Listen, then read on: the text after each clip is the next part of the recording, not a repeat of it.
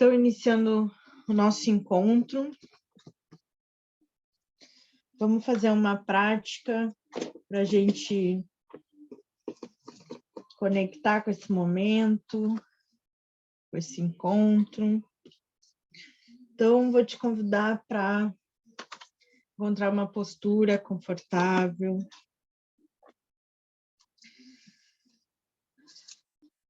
que tu te sinta relaxada.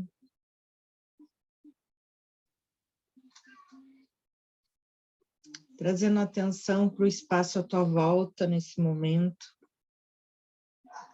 e percebendo o que acontece,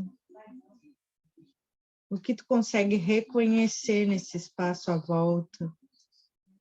São sons, cheiros, sensações.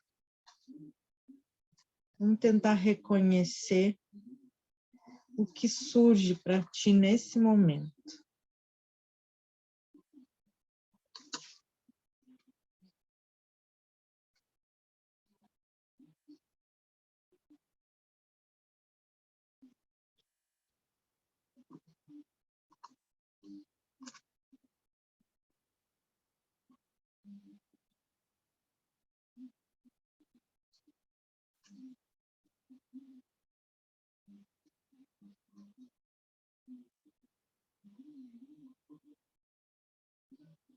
Essa percepção do que acontece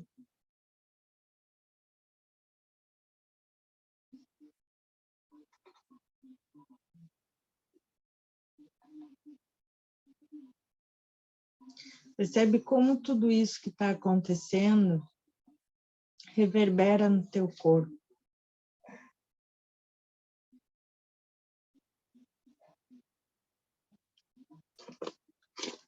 Como tu está te sentindo, percebendo o teu entorno, o que acontece na tua volta.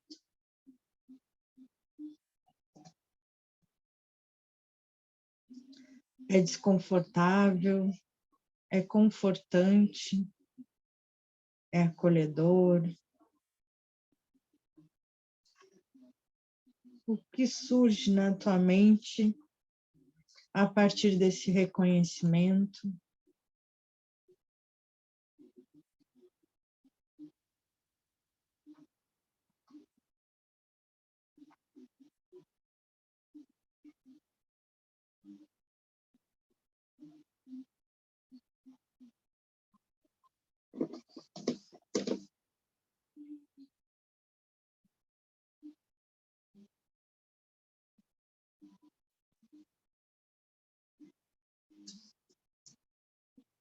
Soltando esse espaço da tua volta e conectando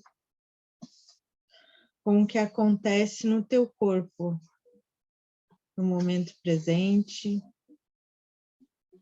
no aqui e agora.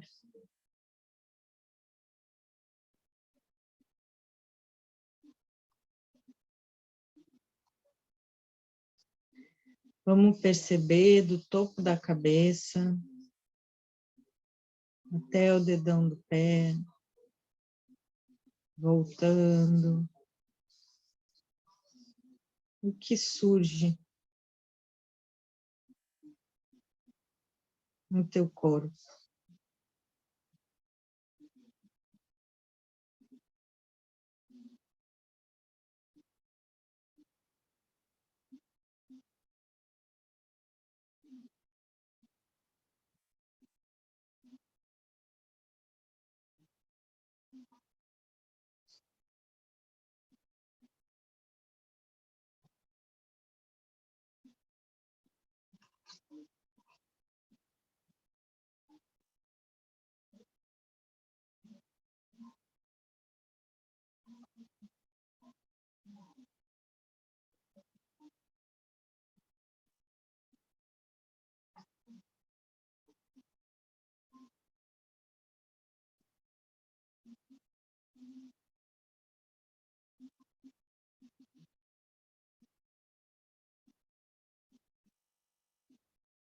Vai reconhecendo essas coisas que vão surgindo, agradecendo por elas terem aparecido.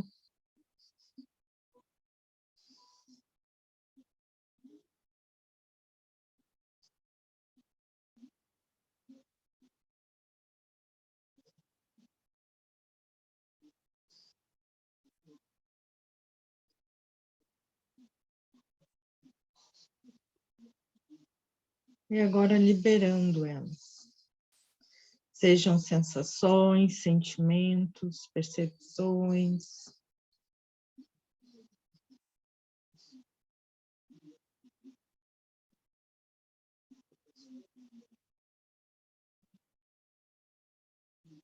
Te reconhecendo nesse momento.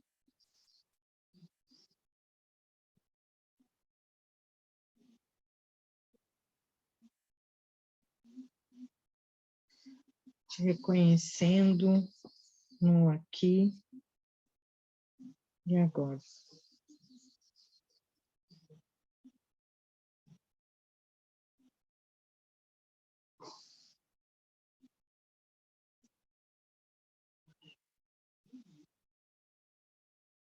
E agora soltando essa prática, trazendo a tua atenção para o espaço à tua volta. E abrindo os olhos suavemente.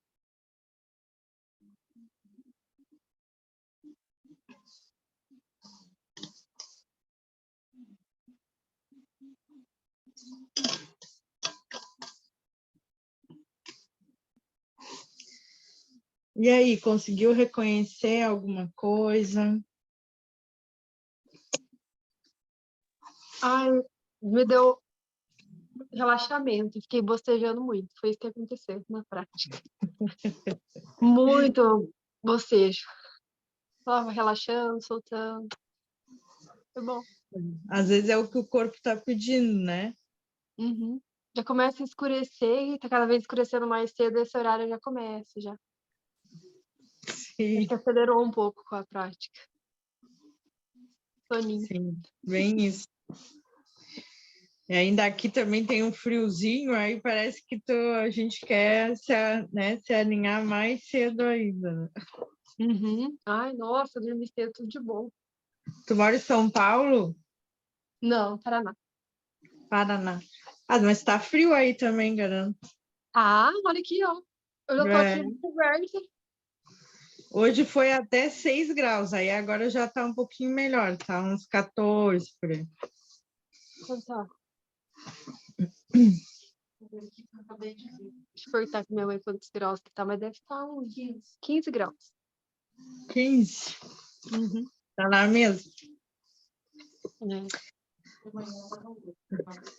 Então vamos lá, na página 116. Cicatrizes deixadas para trás. Quais são as consequências dos maus tratos sexuais para as mulheres? Pesquisas mostram que resultam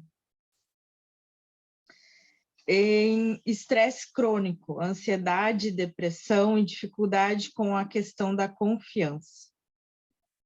No local de trabalho, pode levar à diminuição da satisfação com o próprio trabalho, menos comprometimento com a organização, níveis mais baixos de engajamento e piora na saúde física e mental. As consequências da agressão sexual são ainda piores. Transtorno de estresse pós-traumático, insônia, transtornos alimentares, uso ou abuso de substâncias químicas, até mesmo suicídio.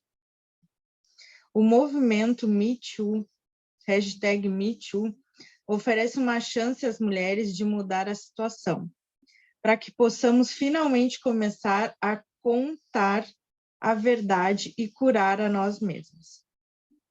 Embora os homens também possam ser vítimas de assédio sexual e agressão, especialmente gays, bissexuais ou transexuais, a grande maioria das vítimas é mulher. e a esmagadora maioria dos perpetradores é homem. Alguns se sentem no direito de usar mulheres para a sua gratificação sexual, porque a sociedade e a mídia passaram a mensagem de que é normal fazer isso. A mulher é frequentemente vista como um objeto sexual, acompanhante de festa, ou interesse sedutor em um filme de ação, o ornamento de uma publicidade que torna o produto mais atraente. Nosso valor é relativizado com nossa capacidade de satisfazer o desejo sexual de um homem.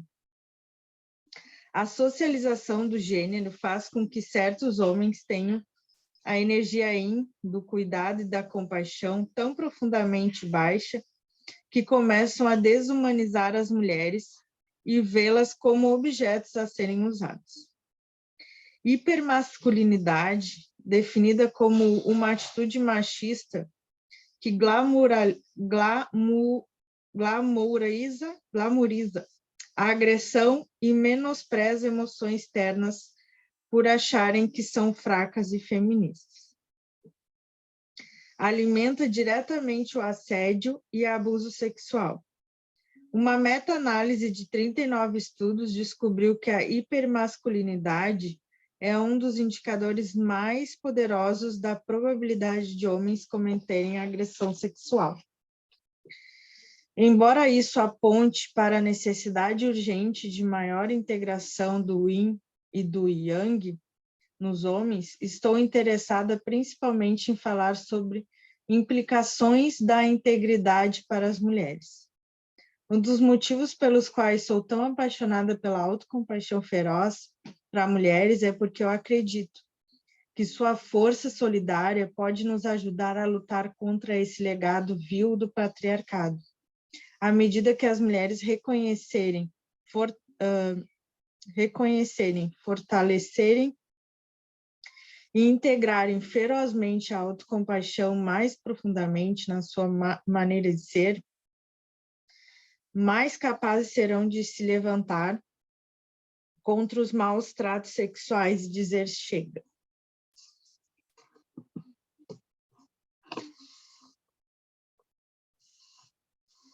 Eu acho que até o dia de hoje a gente ainda tem isso, né?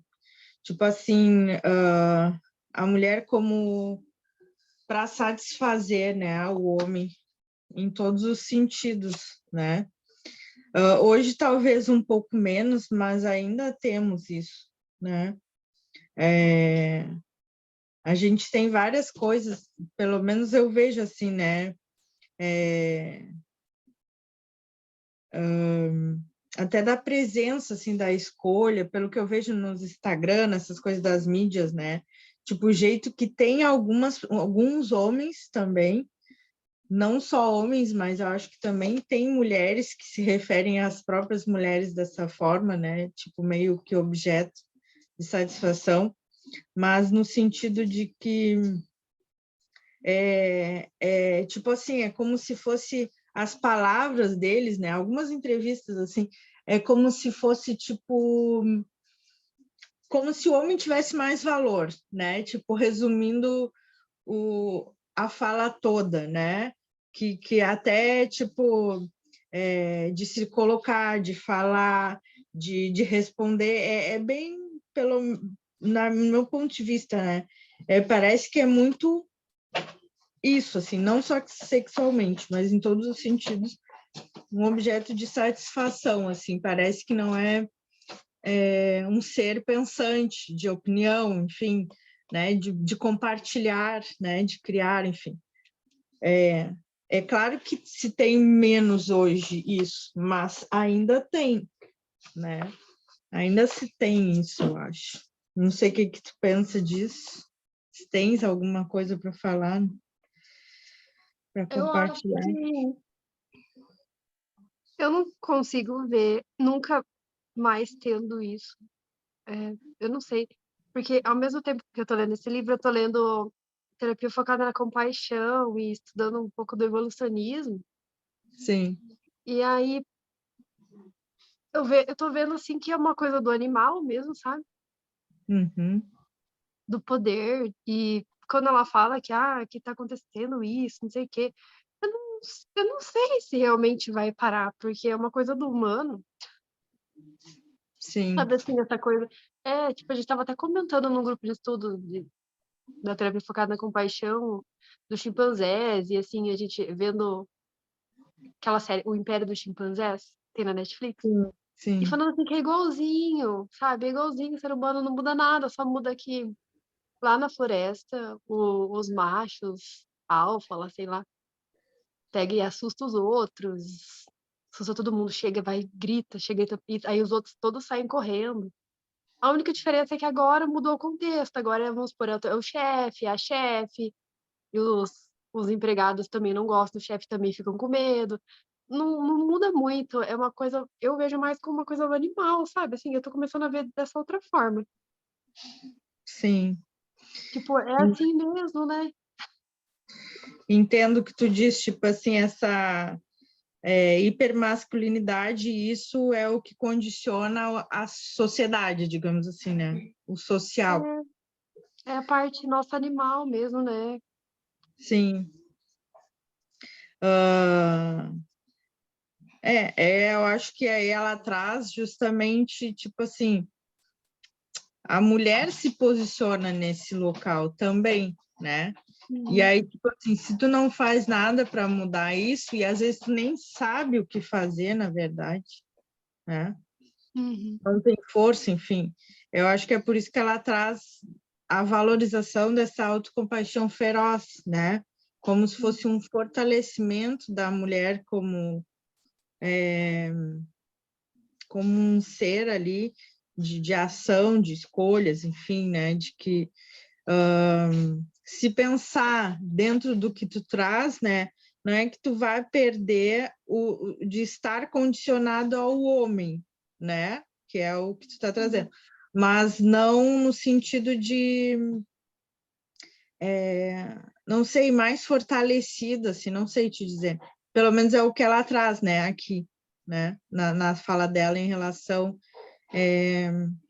à autocompaixão feroz, né? Porém, é questionável, né? Tipo, é de se pensar. O que a gente pode fazer é cuidar da gente, né? Porque dói e é o que dá pra fazer, né?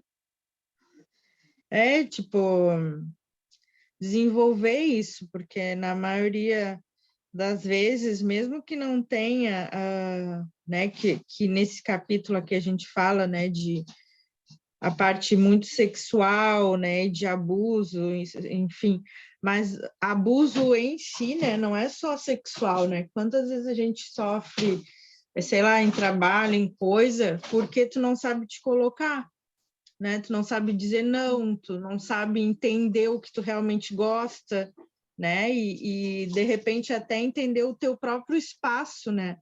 Delimitar o espaço, né? Tipo, não, até aqui sim, até aqui não, né? A gente não, na maioria das vezes, não tem essa prática ou se desenvolver disso, né? E quando a gente começa a trabalhar isso, seja onde for, seja pela autocompaixão, ou seja, né? Eu acho que a gente começa a se empoderar também, né? Não é tomar tipo assim, não é tomar a posição de homem, né? Porque senão aí tu já te desequilibra todo também, né? Mas é não entender o teu espaço. Acho que eu falaria isso, assim, né? Entender o teu espaço e respeitar, né? Entender que tu pode ser respeitada, né? Pelo teu espaço, enfim. Uhum. Mas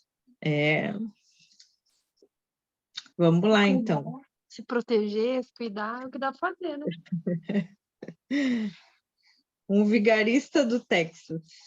A experiência de descobrir que alguém querido para mim tinha sido vítima de abuso sexual foi a principal inspiração para este livro. A revelação me atingiu particularmente porque o perpetrador era alguém em quem eu confiei e que apoiei por anos. Não poderia dizer que era um amigo próximo daquela época. E apesar de todos os meus anos de prática de mindfulness, o desejo de ver apenas o melhor nele me cegou para a horrível verdade. Ele era um predador. Tentar lidar com a situação deixou clara a necessidade desesperada da autocompaixão feroz e da terna, para podermos lidar com o horror do abuso sexual. Precisamos de ternura para abraçar a dor e a vergonha, que inevitavelmente surgem, e da ferocidade para impedir que o mal continue. Para proteger os inocentes, mudei os nomes e detalhes das várias pessoas envolvidas no meu relato. George era um cavaleiro sulista, charmoso e bonito. Estava no fim dos 40 e tinha um sotaque musical. Ele dirigia uma organização sem fins lucrativos nos arredores de Austin, que prestava serviços para crianças, autistas e suas famílias. O centro ficava a apenas 30 minutos de carro de Elgin, onde eu morava, então levava Rowan lá com frequência quando ele era jovem. Rowan respondia bem à arte, à música, aos jogos, os quais faziam parte do estilo de abordagem não tradicional que George usava para trabalhar com crianças do espectro autista. Naquela época, achava George brilhante e inspirador e desenvolvemos uma estreita conexão. Tive o prazer de promover a organização, eventos sobre autocompaixão, com arrecadação de fundos para o centro. Eu mesma era uma doadora anual. George trabalhava no centro com uma combinação de voluntários e funcionários pagos. Um grupo altruísta de olhos brilhantes, aventureiros e principalmente mulheres, adolescentes e jovens adultas dos Estados Unidos e do exterior.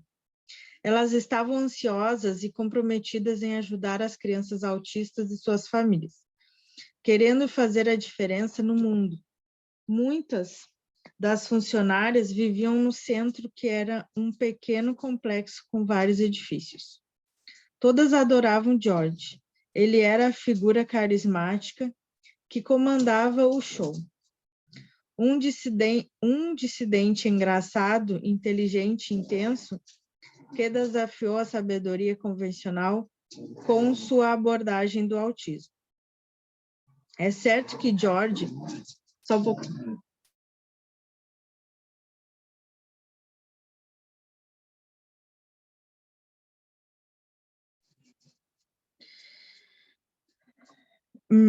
É certo que George também era um pouco idiota.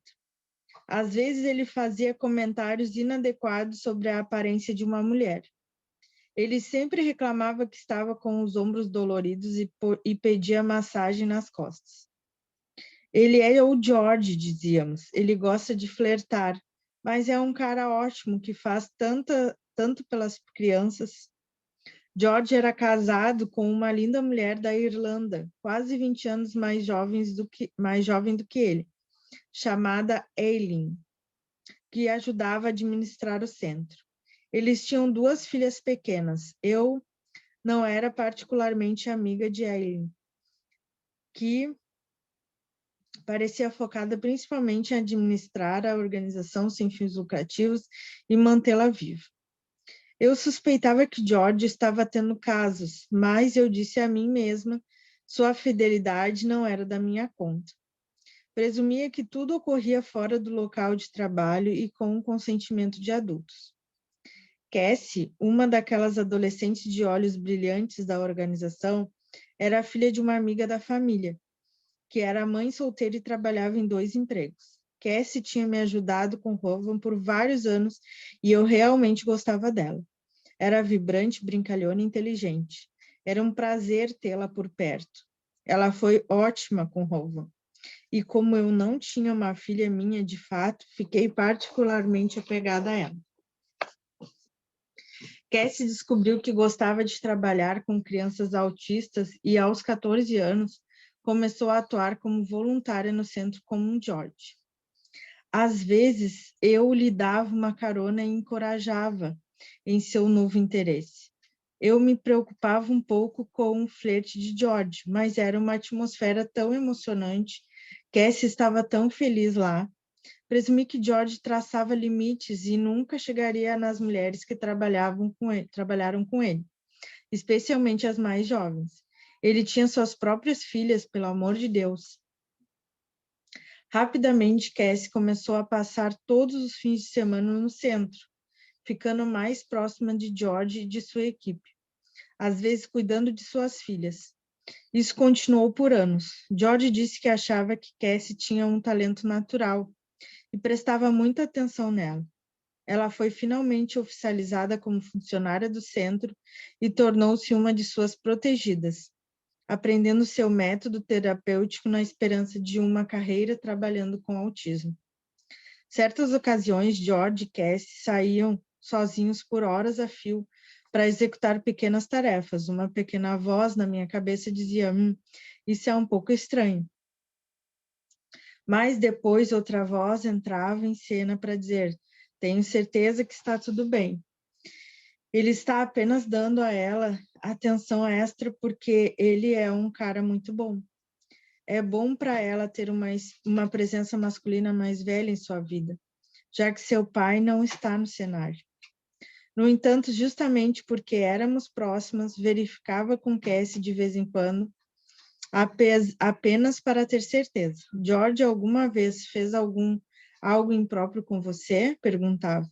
E ela dizia, não, claro que não. Ele é como um pai para mim, tem 3 vezes a minha idade. Ela respondia tão rapidamente com desdém, que me sentia culpada por suspeitar. Depois de um tempo, percebi que Cassie parecia ter mudado. Ela se tornara um pouco retraída, mas presumi que era apenas mau humor de adolescente. Em uma festa de aniversário do George, ele ficou bêbado e começou a dançar com uma jovem de uma forma abertamente sexual. Era totalmente inapropriado por vários motivos, principalmente porque sua esposa e suas filhas pequenas estavam sentadas a poucos metros de distância. Eileen estava de costas para a pista de dança, posicionada de forma a proteger as duas pequenas da cena. Eu não tinha certeza se ela tinha visto ou não, estava apenas olhando para baixo, concentrada nas crianças. Eu estava muito desconfortável e saí da festa mais cedo. Cassie também foi à festa e no dia seguinte conversamos sobre o comportamento de George. Ela concordou que ele parecia fora de controle.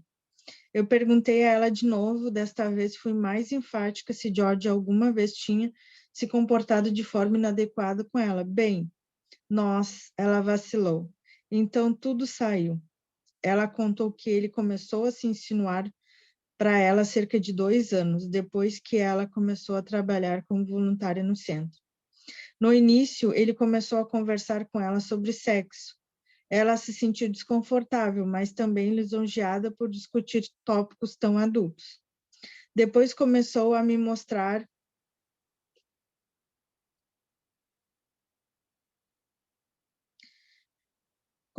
a se mostrar e se masturbar na frente dela. Depois eles começaram a ter contato físico, primeiro apenas se tocando, mas finalmente mais. Ela se sentia extremamente confusa e em conflito com o relacionamento, mas ele era a única fonte paternal de amor em sua vida e ela não queria perdê-lo. Ele tirou sua virgindade em seu aniversário de 18 anos. Ele parou de me dar tanta atenção depois disso. Acho que era tudo o que ele queria. Achei que se importasse comigo, mas não parece. Agora eu me sinto tão idiota. Enquanto ela me contava sua história, a fúria de Cali tomou conta de mim. Seu comportamento predatório me abalou profundamente. Eu estava furiosa, exatamente porque me importava tanto com Cassie, que essa fúria foi temperada por um intenso sentimento de preocupação terna. Senti o desejo de protegê-la, uma força clara e intencional, empenhada em prevenir qualquer dano futuro. Você não tem nada do que se envergonhar, assegurei-lhe. Ele manipulou você e se aproveitou de você. Eu acho que sim, ela disse incerta. Faça o que fizer, por favor, mas não diga para a mamãe, ela ficará arrasada. Eu prometi a ela que a deixaria fazer essa escolha por si mesma e tentei gentilmente sugerir que ela contasse a algumas pessoas do centro o que tinha acontecido, para impedi-la de prejudicar outras pessoas. Ela estava paralisada pelo desejo de não causar problemas. Também não queria prejudicar a família do George ou prejudicar a reputação do centro. Isso é tão típico das mulheres, até mesmo para alguém tão jovem quanto Cassie. Ficar condicionada a pensar primeiro em não prejudicar os outros, até o ponto de permitir que elas próprias sejam prejudicadas. O que mais me impressionou, no entanto, era que ela não parecia zangada, apenas estranhamente passiva. Era difícil ver a jovem brilhante que conheci anos atrás. A luz que havia em seus olhos se foi como se não houvesse ninguém em casa. Continuamos a conversar e enquanto ouvia sem falar muito, mas basicamente dando apoio e aceitação incondicional, a profunda repulsa por ter se envolvido com George começou a surgir. Ela me disse que sentia suja, usada e culpada por deixar isso se arrastar por tanto tempo.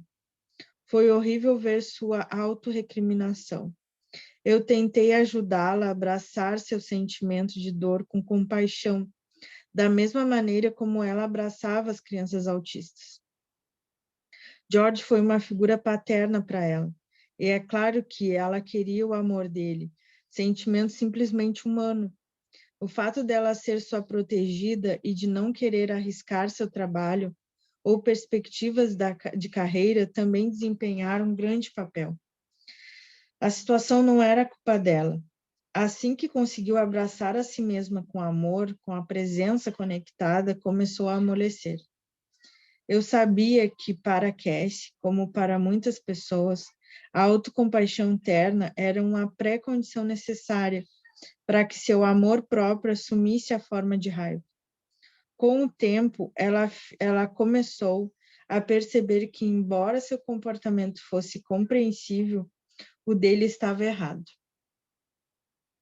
Ele sabia que ela era emocionalmente vulnerável e se aproveitou disso, para não mencionar o fato de que ele era o chefe dela.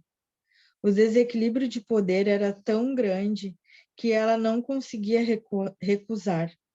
Finalmente, sua própria ferocidade começou a emergir. Ela começou a reconhecer que havia sido abusada. Não deveria ter sido explorada dessa forma. Isso não estava certo. Suas costas ficavam mais altas quando ela sentia raiva. Eu pude ver que a faísca voltara a seus olhos quando a energia do Yang começou a fluir das suas veias. Estava viva novamente, extremamente chateada. Então surgiu uma expressão de dor, mas também de determinação em seu rosto. Você está certa, disse ela. Eu não sou provavelmente a única. Aposto que ele está caçando outras garotas no centro. Temos que impedi-lo. Traçamos um plano improvisado. Eu primeiro reunir informações para ver se nossas suspeitas eram verdadeiras, então descobriríamos o que fazer. Depois de alguns telefonemas para ex-voluntárias, ex-funcionárias, a verdade acabou sendo ainda pior do que eu temi. Várias mulheres que trabalharam muito perto de George foram assediadas sexualmente, exploradas, degradadas ou pior. E não era apenas as mais jovens. Havia uma babá peruana de 60 anos que foi embora de repente, e alguém me disse por quê. Ele a tinha apalpado à força. Ainda bem que ela estava cadastrada em uma agência que encontrou outro emprego para ela e colocou George na lista negra. Sempre que alguém saía abruptamente do centro, George geralmente criava alguma história de fachada, se retratando como vítima.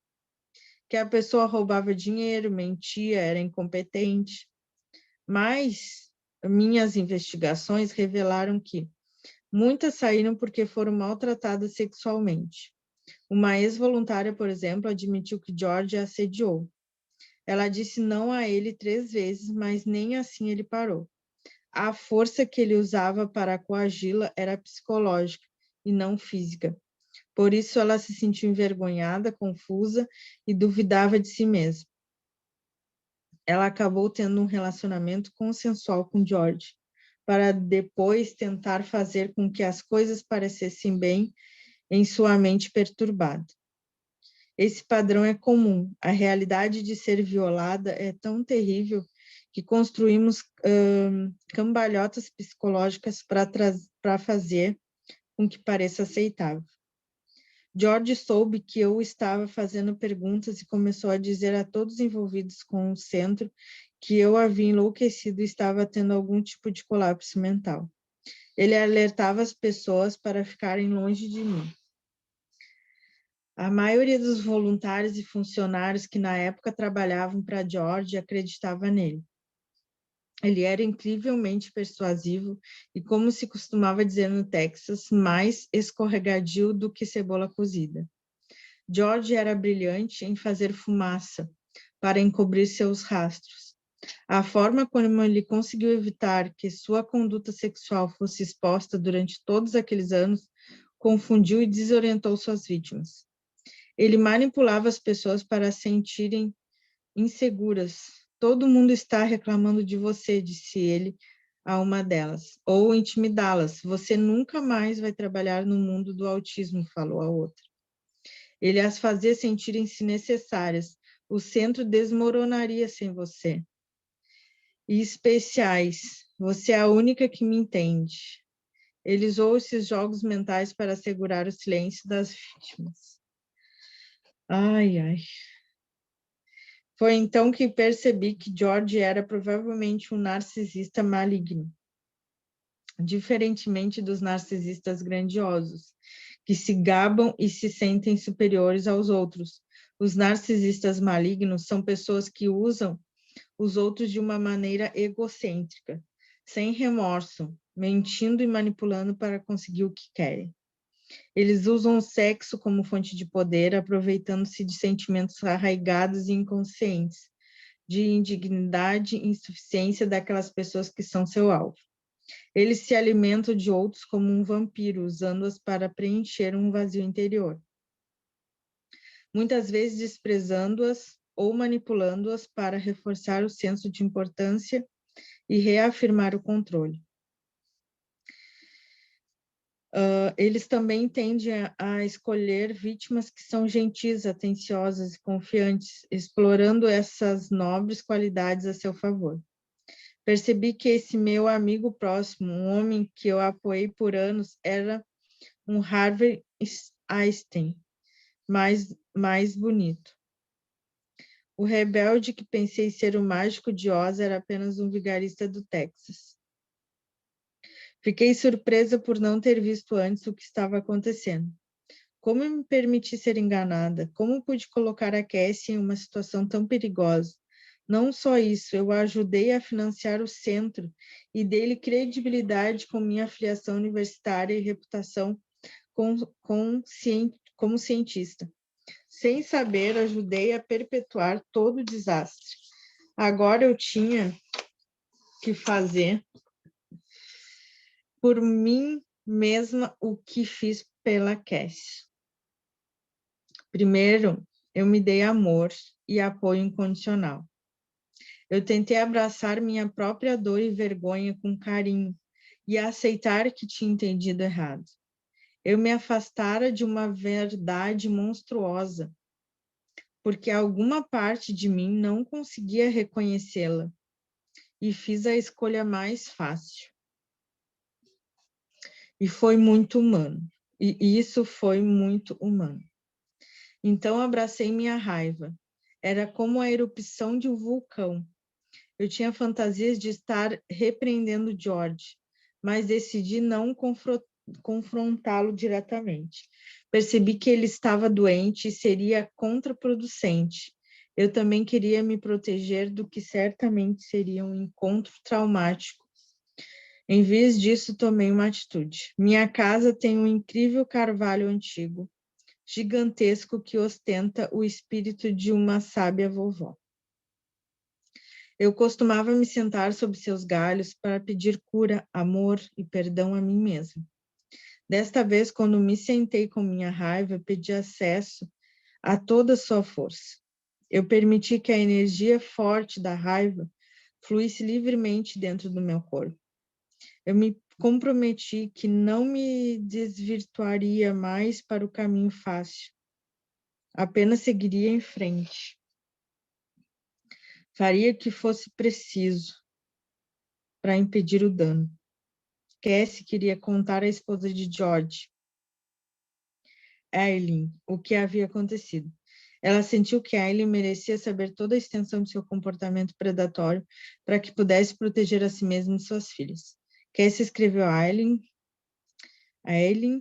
uma carta comovente, desculpando-se por magoá-la e contando tudo. Ela pediu que eu entregasse a carta. Ideia que me fez sentir extremamente desconfortável, especialmente porque Eileen e eu não éramos próximos. Mas já que Eileen era co-diretora do centro, eu me preocupava que ela fosse legalmente responsável se alguém movesse uma ação judicial contra George. Eu também senti que era meu dever informá-la de mulher para mulher, para que ela pudesse ter escolhas bem informadas. Achei melhor esperar até que George estivesse fora da cidade, para que ela pudesse saber de verdade, livre de sua influência imediata.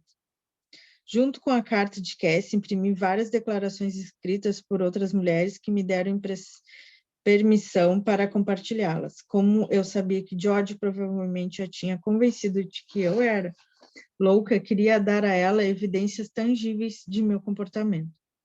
A reação de Eileen não foi nada do que eu esperava. Ela estava na defensiva.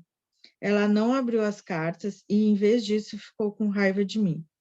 Ela até me acusou de tentar chantageá-los. Acho que foi essa a sua maneira de lidar com a situação. Era mais fácil me ver como vilã do que ao homem que ela amava. Cassie finalmente encontrou coragem para contar para sua mãe o que tinha acontecido. Recebi um e-mail da mãe dela pedindo para me encontrar em um chá e discutir a situação. A reação dela também não foi o que eu esperava. Achei que ela ficaria furiosa, mas não ficou. Em vez disso, ela estava muito preocupada. Eu disse que, em função do comportamento sexual ter começado antes de Cassie completar 17 anos, a idade de consentimento do Texas, o caso poderia ser aberto, mas a mãe de Cassie não queria prestar queixa. Ela estava com medo de arrastar a filha para uma batalha judicial. Ela também temia possíveis reações de George, agora que sabia do que ele era capaz. Esse é o motivo comum para as pessoas não denunciarem abuso sexual. O medo de piorar as coisas. E devido ao fato de que a grande maioria dos perpetradores não é condenada, esse medo tem fundamento. Uma pessoa da equipe, informada de que eu havia enlouquecido, enviou-me uma mensagem de texto. Ouvi dizer que você escreveu declarações, disse ela. Você poderia mostrá-la para mim? Eu concordei em conhecê-la e ela mesma leu as declarações. Ficou horrorizada e disse às outras funcionárias que viviam no centro. Todas elas decidiram parar no mesmo dia. Juntaram suas coisas e saíram silenciosamente antes do amanhecer para que não tivessem que enfrentar o George, de quem elas estavam com medo agora. Algumas das garotas pediram para ficar comigo por alguns dias até decidirem o que fazer depois. Tivemos conversas longas e indignadas sobre o que aconteceu. Cada uma delas também admitiu que estava tendo relação sexual com George. Todas ficaram consternadas ao saber que o que pensavam ser um relacionamento especial e único, embora oculto, não era único de forma alguma. Elas perceberam que o George dormia com quase qualquer garota ou mulher que aceitasse e que elas faziam parte do que pode ser equivalente a um harém. ou talvez mais precisamente um culto completo com um líder carismático inexplicável. Mais uma vez, precisavam da autocompaixão terna para segurar o choque e a tristeza da verdade, e da autocompaixão feroz para agir. Elas alertaram aquelas que precisavam saber sobre o que estava acontecendo, e a notícia começou a se espalhar pelo mundo do autismo. O carisma de George não conseguiu mais mantê-lo no topo. Ele fechou o centro e mudou-se com sua família para fora do estado. Eileen não deixou George, provavelmente por causa de suas filhas pequenas, ou talvez porque o abuso emocional tenha abalado seu espírito. Não a conheço bem o suficiente para ter certeza, mas é muito comum as mulheres ficarem com parceiros que as maltratam. Até hoje, George não se desculpou com aquelas que prejudicou e ainda culpa Cassie e a mim por termos arruinado sua vida. Enquanto conversava com várias mulheres que se sentiam vítimas de George, tentei descobrir como as coisas conseguiram seguir por tanto tempo. Sim, foi difícil ver o que estava acontecendo por causa de sua habilidosa manipulação. As mentiras e manipulações que os narcisistas usam para desequilibrar as pessoas. Mas havia sinais claros de que deveríamos ter prestado atenção e não o fizemos. Lembrei-me de quando George levou a Cassie para jantar no seu aniversário. Isso me deixou desconfortável, mas eu ignorei minha intuição e presumi o melhor. Eu pensei de que ele não usaria se exceder como uma garota adolescente, que era como uma filha para ele. Para ser completamente honesta, eu nem pensava muito nisso, porque era mais fácil não pensar. Levar minhas suspeitas a sério significaria ter que enfrentar algo que eu não queria ver. E acabou que essa foi a noite em que ele tirou a sua virgindade. Depois que o centro foi fechado, as pessoas com quem conversei ficaram chocadas e ainda assim pouco ficaram surpresas. A notícia deu sentido a comportamentos reveladores que muitas notaram por anos. Embora algum bloqueio mental tivesse impedido todas nós de somarmos 2 mais 2. Esse bloqueio parece ser o desejo de ver o melhor nos outros. Claro, todo mundo achava que o comportamento de flerte de George era inapropriado e um pouco nojento. Mas ele fazia tão bem às crianças. Sempre que obtemos informações que não se enquadram em esquemas de como as coisas são no mundo, quando experimentamos a dissociação cognitiva, subscrevemos a realidade para que as coisas façam mais sentido e se encaixem no mundo que queremos ver. Há uma incapacidade de acreditar que alguém que consideramos bom possa estar agindo de forma ruim. Então, eliminamos nossas dúvidas e confusões para continuarmos imperturbáveis, mas como mulheres não podemos mais nos afastar. Nós precisamos abrir os olhos para comportamentos prejudiciais para que possamos proteger uma a outra. Um número surpreendente de mulheres com quem conversei relata experiências semelhantes com ex-namorados, ex-maridos, ex-colegas ou ex-chefes. O mais louco disso tudo é pouco que falamos sobre isso. Como eu disse, o comportamento que estimula o movimento #MeToo não é novo. A única coisa nova é o fato de que finalmente estamos começando a discutir isso abertamente. Não precisamos ver claramente que inadvertidamente ativamos o comportamento predatório com o nosso silêncio. Precisamos reconhecer tanto o comportamento em si, quanto qualquer coisa que nos impeça de compartilhar as informações necessárias. Embora a responsabilidade por esse tipo de abuso sexual recaia inteiramente sobre os perpetradores, não podemos esperar que os homens acordem e parem esse mau comportamento por conta própria. Como mulheres, Devemos agir agora para nos protegermos. Nossa, não tenho nem o que falar. Deus, né? Você tava lendo, nossa, foram várias páginas, né? Uhum. No começo, nossa, foram várias páginas. No começo me deu até o meu intestino dar uma revirada, sabe? Sim. E aí falei, tá, eu tô percebendo que tá difícil de ficar assim, tá tendo muita falta no grupo, né? No encontro. Eu tô achando esse livro bem pesado. Sim. E aí, enquanto você lia, foi me vindo várias pessoas na cabeça, várias situações, várias, sabe assim? E depois foi passando, deu um mal-estar no começo, que eu falei, meu Deus, eu não acredito que ela vai contar em detalhes, precisava falar, que horror, né? Mas depois foi acostumando. Aí chegou no final, assim, e agora na última página, você olhar para a realidade como ela é mindfulness, né?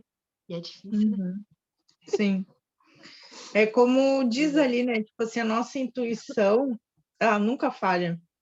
Nunca. Só que a gente não Tem que dá prestar atenção, atenção. Tem que né? prestar muita atenção mesmo. E dar ouvidos para a intuição, né? E é Tem como ela tem. disse, assim, às vezes a gente busca assim, ai, tipo, ai, não é isso, tá? Isso é mais fácil. E bora vida, né? É Uhum. mais fácil, né? E deixa ali, né? Mas A quando a gente. sorte ainda foi que ele foi só com as mulheres, né? Porque aí as crianças, né, as que frequentavam, quer dizer, não sei se, né? Mas até onde ela contou, enfim. A gente não sabe a dimensão de tudo, né? O duro é Mas, quando. É bom quando a pessoa consegue sair da situação e tem condição de sair, né? O duro é quando. Que nem a esposa. Olha a situação da esposa com as crianças ali, ela não sabe nem o que fazer, né? uhum. Sim, porque, tipo assim, ele soube e começou a, né? a- Uhum. eu acho, né? Mas com certeza não é por causa da criança que elas não quis deixar, não, é por causa do jeito que ele Medo, manipulava, vergonha, né? vergonha. Uhum. E era capaz dele conseguir virar história ainda, porque é assim que funciona, né? Uhum. Infelizmente. Não sei É, como que eu pensei que até o final ela ia dizer, tipo, ai, não aconteceu nada, sabe? Que, tipo, mas não, né? Ainda fechou o centro, mas que. Não, e cria dependência, né? Muito isso que ela trouxe. Tipo, a pessoa abusada, ela cria uma dependência emocional, né? Acho que justamente pelo jeito que ele. Por essa manipulação, né? é, Tipo, uma dependência afetiva, assim que eu quero dizer, né? Tipo, tu quer estar perto, enfim, sei lá. Tu não vê como errado e tu te vê como errado, né? Bem o que ela trouxe, assim, acho que é bem por aí mesmo, né? O mas ver a comum. realidade dói, né? Por isso eu acho que das práticas para a gente conseguir ficar com a dor, para poder enxergar a realidade, né? Aguentar a realidade. Mas não é fácil Uhum, não, viu? uhum, Porque a gente tem. Duvido não passou na tua cabeça também. Todo mundo tem alguém por perto, assim, e sim, não é distante, né? sim, sim. É difícil, é Com as triste. mesmas atitudes dele, né? Tu quer dizer, né? Uhum. É, Uhum, com mas é a certeza. realidade, né? No fim, a Mas gente eu tem que se fiquei, proteger, ficar tendo se proteger, né? é, fiquei até enjoada. Deu, não deu? Eu também. Foi, nossa, é triste. Uhum. Então, paramos na página 127. Então, como parar o comportamento predatório. E ainda vai falar mais disso ainda. Pois Podíamos é. passar direto pro outro Uhum. título. A gente tem que ir indo com o tempo para absorvendo tudo, né? Porque É, eu acho que vai pegar em toda mulher sim, essas histórias. Não tem como não pegar. sim, Porque até se a gente não passou, se alguém que próximo passou, você vai sentir por empatia. E só de ler já revirou. Nossa, de ficar vendo essa história aqui, sim, né? A gente sim. percebe o quanto a gente é frágil e tá. tá aberto para passar por isso, né? Uhum. Então tá, vou finalizar aqui a gravação.